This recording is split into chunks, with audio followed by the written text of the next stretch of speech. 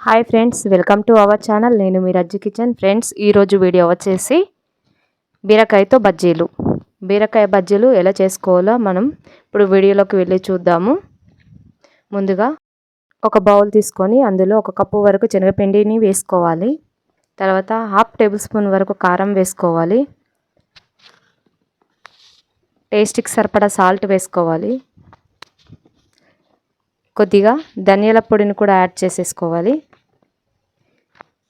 వీటిని అన్నీ వేసేసి మనం పిండిని ఒకసారి కలుపుకోవాలి. లాస్ట్లో వంట సోడాని యాడ్ చేసేసుకొని పిండిని ఇలా జారుడుగా కలుపుకోవాలి. బీరకాయలని ఇలా రౌండ్గా సన్నంగా కట్ చేసేసుకోవాలి. స్టవ్ మీద కడాయి పెట్టేసుకొని ఆయిల్ వేడి చేసేసుకోవాలి. బీరకాయ ముక్కను ఇలా పిండిలో డిప్ చేసుకుంటే ఆయిల్లో వేసేసుకోవాలి. చాలా సింపుల్ ప్రాసెస్ అండి, ఎక్కువ టైం తీసుకోదు. చాలా చిన్న ప్రాసెస్ అండి, ఏం లేదు. శనగపిండి, కారము, ఉప్పు, ధనియాల పొడి, లాస్ట్లో సోడాని యాడ్ చేయాలి.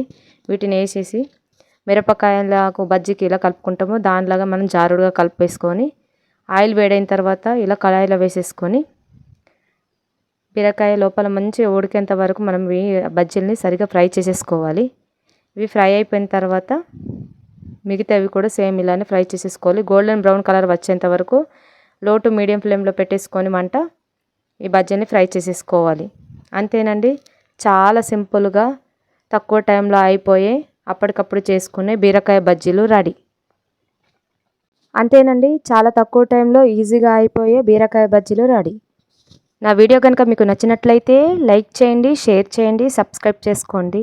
నా ఛానల్ని సబ్స్క్రైబ్ చేసుకుంటే ఇలాంటి మరిన్ని కొత్త వీడియోస్ మీ ముందుకు తీసుకొస్తాను. Thanks for watching.